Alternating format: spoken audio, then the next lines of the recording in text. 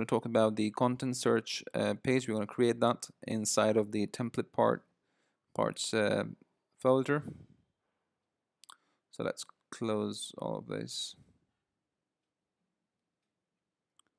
And we're going to create a new file inside of the template parts called content search.php. Okay. Now, content-search.php displays the content of the search result of the WordPress query for posts. Okay. So I'm just going to go ahead. So in case if the user searches something, then this file will be used to go ahead and search that. So let's go ahead and put the codes inside of it. So as you can see over here, there is something missing. It's a PHP tag which is missing.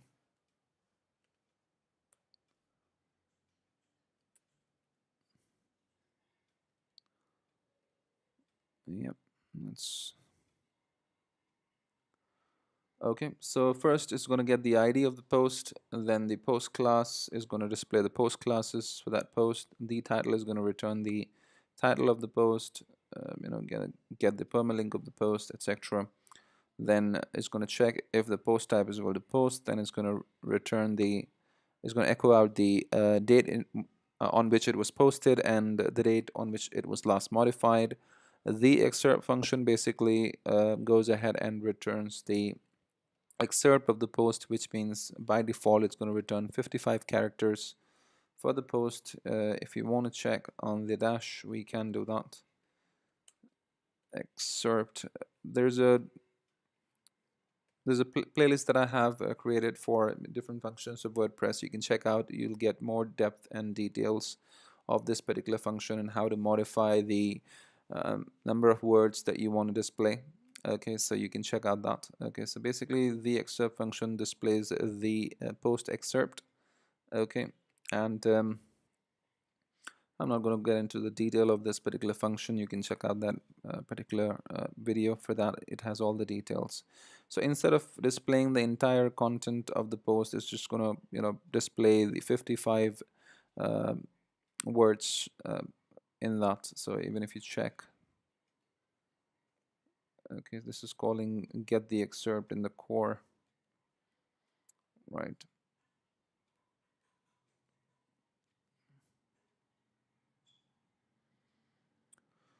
Okay, so that's what's gonna do, and then you have the Cornova entry footer, which is a custom function I have already discussed. It's gonna go ahead and display the different information like the author name and date on which it was posted, category, tags, conditionally.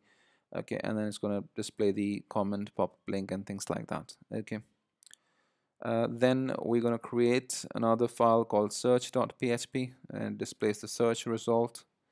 Okay, so content-search.php is going to return the content of the search items, search results, and this is just going to display the search result, and we need to just create this particular file inside of our root directory of a theme. So search.php, and I'm just going to copy the code and paste it here.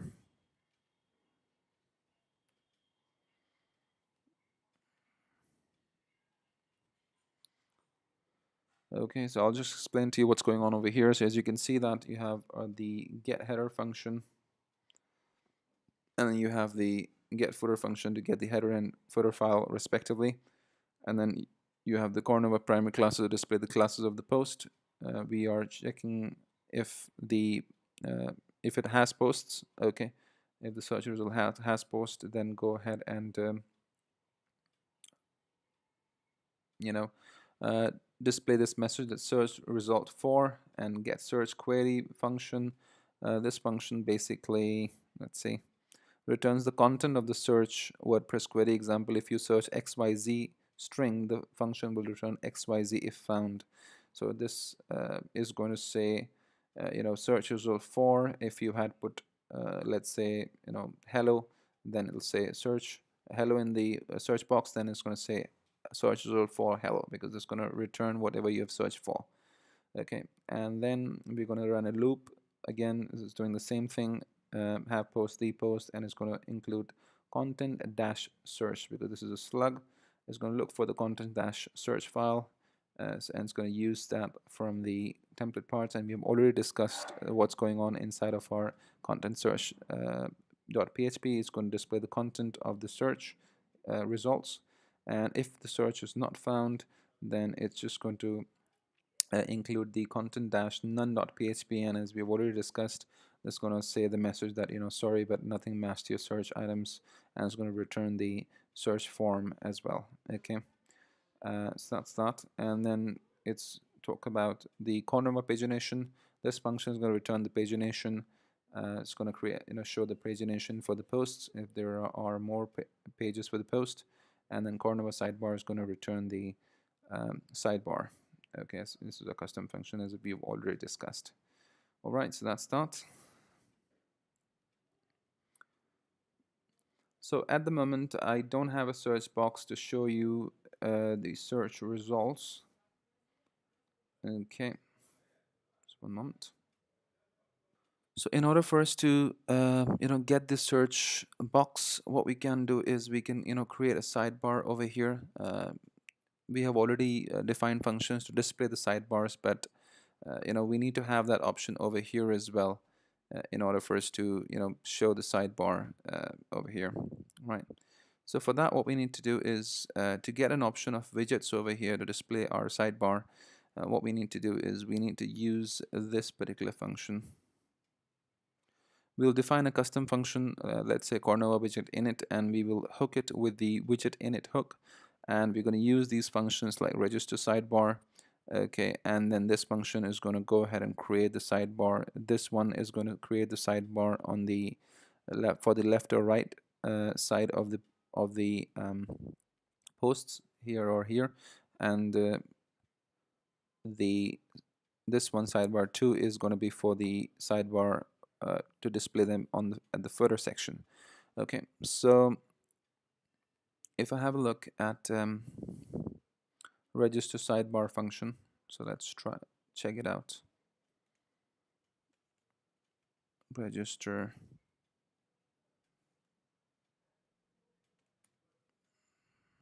sidebar. There's a register sidebars function also, but that is for if you want to go ahead and register multiple sidebars in one go, but we're not going to use that. We'll use the register sidebar.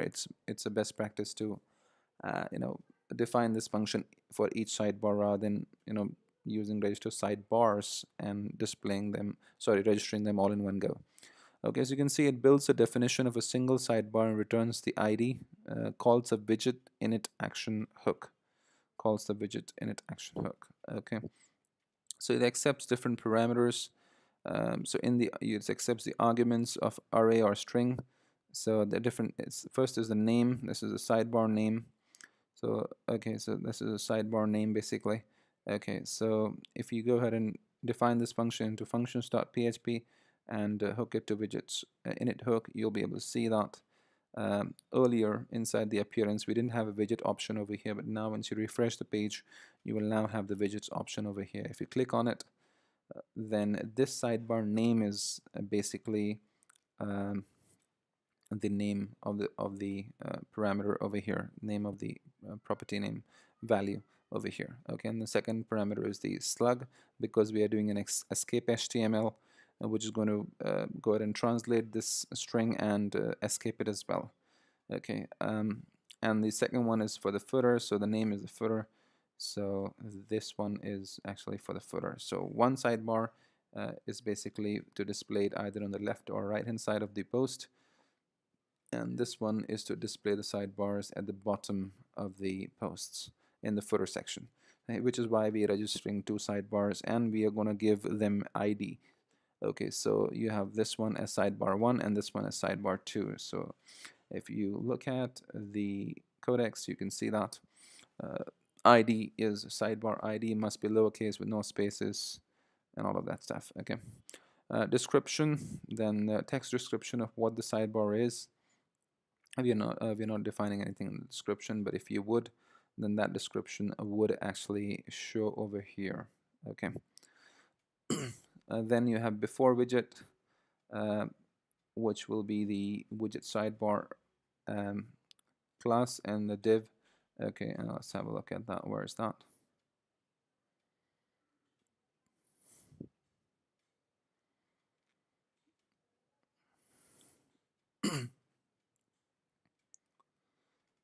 Okay, and this. So there's a particular video I've made to explain this entire function in detail. You can have a look at it in detail. I don't want to spend too much time in explaining this function basically, but just to tell you that before widget and after widget is basically this element will be shown over somewhere over here. Okay. Um, and this before title after title is h3 tag is basically going to come over here on the front end. So on the front end, if you refresh the page, you will have the sidebars showing whatever sidebars you have included over here. So I've just dropped down all of these sidebars one by one already. That's why they're showing, and whatever you include over here is going to show on the right hand side. And if you do an inspect element, this widget title basically is what is coming from here. Okay, you can see that before title and after title, this h3 tag is coming from here. All right, cool. Similarly for the footer sidebar as well, if you're going to go ahead and include any of the sidebars over here, let's say category. Okay, and just name it as cats. Save it. Go down. At the moment there are no sidebar, but let's just refresh the page. You can see that they have a cat sidebar, being displayed over here. Okay. Now, to register them in backend, we're going to use a register sidebar function. For each sidebar that you want to register, you'll use register sidebar function. So since we are, registering two sidebars under the widget section, hence for these two sidebars, we have called this register sidebar function twice and given them different names. To the first one, we have given sidebar, and to the second one, we have given footer. And we have given them different IDs so that we can use these IDs to display them either on the either sides of the post or at the bottom of the post in the footer section. Okay, so that's why if you want to define more sidebars, you can do that by calling this function again and giving it a different name and a different ID altogether, and then displaying them on the front end. Now this function is basically responsible to register it and show it on the back end, but this function alone is not responsible for displaying on the front end. This function will not go ahead and display it on the front end. Basically, if you want to display it on the front end, the reason why it's showing over here is because we have used certain functions for that. Remember, we had discussed that earlier also when I was explaining to you different functions. So I'll just show that to you now. You can see this function. So in index.php, we are calling this function Cornova get sidebar. This is our custom function. This function is going to check if the sidebar is disabled from customized setting, then it's going to check if sidebar position is no sidebar, then go ahead and call this function, which is get sidebar. Just one moment.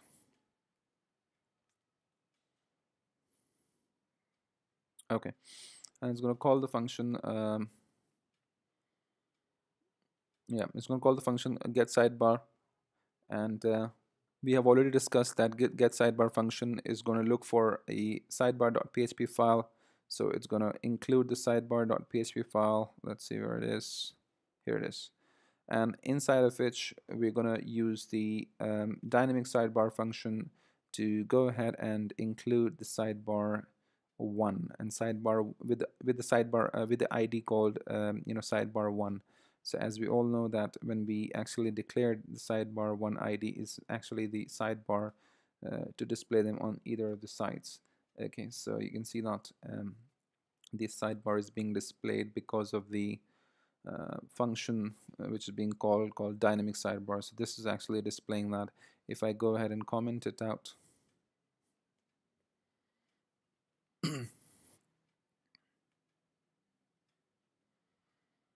you'll notice that it's gone, right? So this function is basically responsible for displaying the sidebar on either of these sites, depending on what you choose from the customizer. Okay, which side you want to display it, and obviously this file is being included um, with the get sidebar function, and this function is being called in the index.php. So that is for displaying the sidebar on either of the sites, but we also want to display the sidebar at the bottom. Okay, so this get footer function is going to include footer.php. So inside of the footer.php, as you can see, that we are checking is sidebar active, which means is sidebar with the ID sidebar2, which is this ID, which is for the footer sidebar. Is that active, which means has the user selected anything over, has the user dropped down some of the sidebars over here. If he has, which that means that you need to show the sidebar. So then it's going ahead and calling this dynamic sidebar function again, which is responsible for displaying the sidebar in the footer section, and we are using sidebar 2 as an ID, and that's what we have defined over here, right? So if I go ahead and comment out this, you will notice that on the front end in the footer section, this sidebar that was being displayed earlier will no longer be there. Okay, so this function is actually responsible for displaying the sidebar in the footer section because we have given sidebar to ID. That's why the footer sidebar is being displayed over here. So all the sidebars that we select under the footer sidebar, whatever we drop down over here from here, and all of those is going to be displayed in the footer section. Okay, and we obviously checking if the sidebar is active or not, whether the user has dropped down some sidebars into the footer section of sidebar or not. Okay, and this footer.php file is being included using the get footer function in the index.php, and which is why it is showing over here. Okay, cool. So coming back on to what we started initially, we wanted to use our search content-search file to display the content of the search results, and search.php to display the search results. And coming back onto that, since now we have this search sidebar available that we have just dropped down from somewhere here into our sidebar, now we can go ahead and search something. So let's go ahead and search hello world. Just search hello. So now we're going to get all the posts that starts with hello. See, we've got this post. So if you go back onto our, let's close all of these files. So if you go back onto search.php, we can see that we have our title, which is the search results for whatever you typed. So search result for, because I typed hello, that's why I'm getting hello over here using this function. Get search query, as we discussed earlier, is going to return whatever you have entered in the search box, and that's what is returning over here. Search result for hello. And then we are running the loop to include content-search.php to display the content of the search result, and content-search content-search.php is going to display the title of the post, when it was posted on, the excerpt of the post. You can see that it is displaying the excerpt. If it was something else like gods of war,